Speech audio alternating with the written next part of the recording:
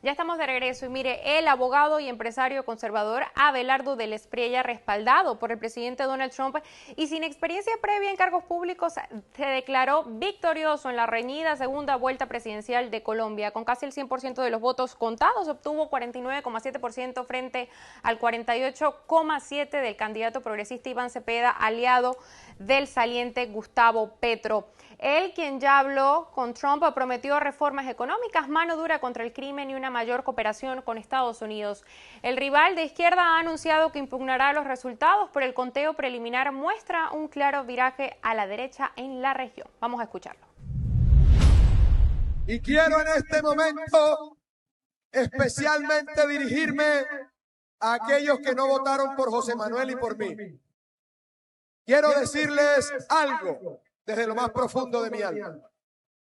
Esta también es su victoria, porque la democracia funciona precisamente cuando el pueblo decide libremente y sus libertades serán protegidas.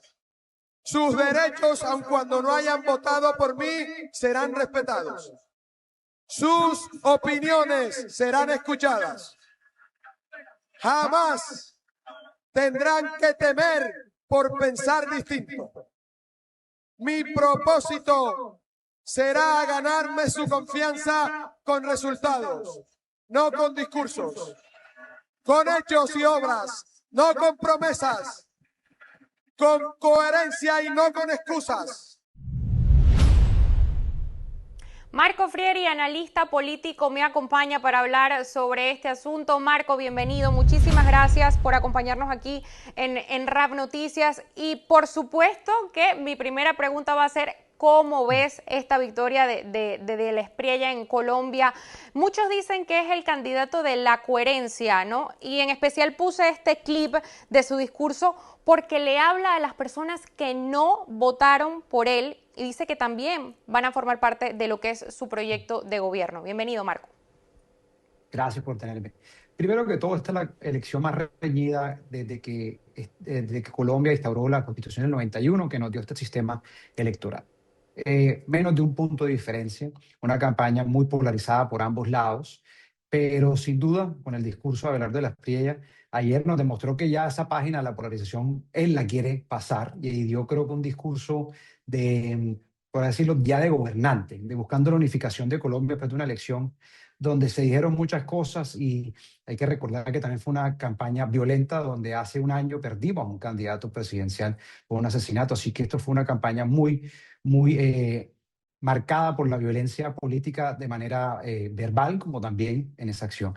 Así que yo creo que ya, a pesar de que falta todavía el proceso del escrutinio final, que puede ser en cualquiera de estos próximos días, esa diferencia hoy de 240.000 votos va a ser muy difícil que cambie. En el histórico de Colombia en estas elecciones, la diferencia, lo que cambia entre el preconteo de ayer domingo a lo que veremos en los próximos días por la registraduría, apenas es de promedio 0,5%, así que no le va a alcanzar a Iván Cepeda para lograr la presidencia, si eso es lo que aspiran, porque vimos que el discurso, él decidió no reconocer el preconteo, vemos como el presidente Petro también no lo hace, lo que es algo, primera vez que pasa en Colombia también, eso hay que aclararlo, de que nunca antes los contrincantes, los perdedores, negaban el valor y el resultado de los preconteos, así que eso es muy notario también.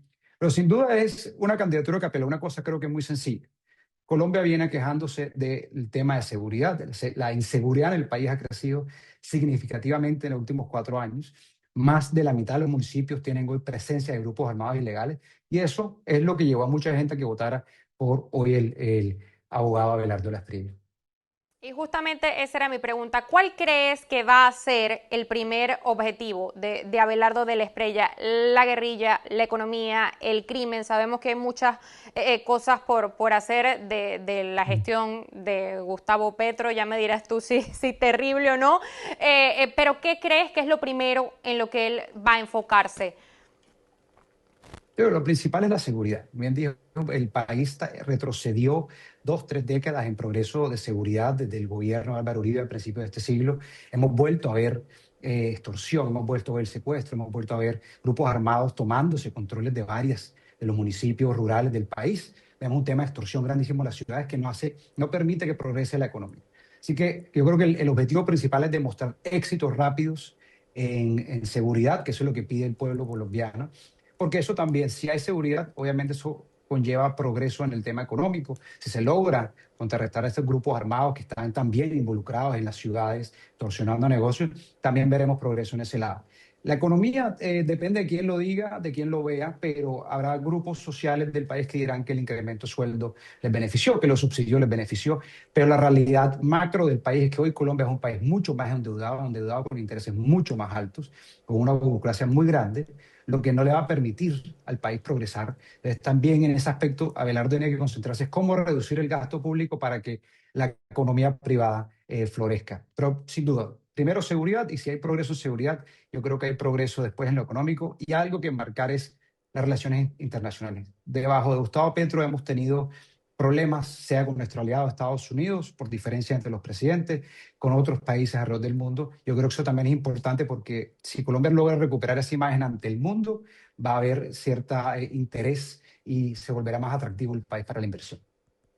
¿Qué tanto pueden avanzar las impugnaciones? Ya me lo decías tú, sin precedentes, Iván Cepeda, Gustavo Petro, derrotados en las urnas, ya gritan fraude y anuncian, ¿no?, que van a impugnar los resultados. ¿Qué tanto puede avanzar esto en el sistema colombiano? Mira, es difícil que logren la diferencia. Bueno, sí es una diferencia de 1%, pero en lo histórico de las impugnaciones y los cambios de resultados entre preconteo y escrutinio no supera en promedio cada elección 0,5%, pero sí 0,05%. Así que la diferencia es 1%. Va a ser muy difícil que hoy impugnen 250.000 votos. Estamos hablando de 250.000 de votos. Es muchos votos. Son casi una ciudad entera mediana en Colombia. Así que no lo ayuda a la histórico de esto. Claramente eso no quita que van a tratar de usar eso, el fervor público, el descontento de su base, para querer cambiar o de pronto volver más lento el proceso de transición que vuelve, digo, son 6, 7 semanas entre hoy y la posesión de Abelardo de las Preyas y el escrutinio es exitoso. Pero la probabilidad de que esto llegue a un cambio tan grande como el número de diferencia entre ambos candidatos es muy difícil. Podrán hacer todo el populismo que quieran, pero los resultados ya prácticamente están decididos. Tú sobre política exterior, ¿no? País vecino, Venezuela, la situación en la que está Venezuela ahora, ¿cómo influye esta victoria de la Espriella con toda la situación que se vive en Venezuela? Abelardo de las Preyas ha sido muy claro en cómo él ve Venezuela. Primero, no es tolerante al régimen chavista en el país vecino. Obviamente hay una relación muy cercana al mundo de Trump en Estados Unidos, pero yo creo que Abelardo, por los intereses que tienen que Venezuela progrese, porque si Venezuela progresa económicamente, eso sería la mejor recuperación económica de Colombia, porque ahí estará Colombia para brindar lo que necesita Venezuela para sacar adelante su economía. Entonces, que creo que va a haber una presión aún más hacia el mundo de Trump de necesitamos progreso en Venezuela porque si Venezuela progresa, Colombia progresa. Yo creo que por ese lado. Y ya el régimen chavista pierde a un aliado, que era Gustavo Petro, y pierde la posibilidad de tener otro aliado, que era Iván Cepeda, que, como bien sabemos, ha sido una persona cercana al régimen de Cuba, cercana al régimen de Venezuela, y muy tolerante con estos regímenes autoritarios por su cercanía ideológica. Que así sea. Marco Frieri, analista político, muchísimas gracias por acompañarnos en RAM Noticias. Muchas gracias por la invitación. Mire, nosotros vamos a otra pausa comercial, seguimos con mucho más. Quédese con nosotros, ya volvemos.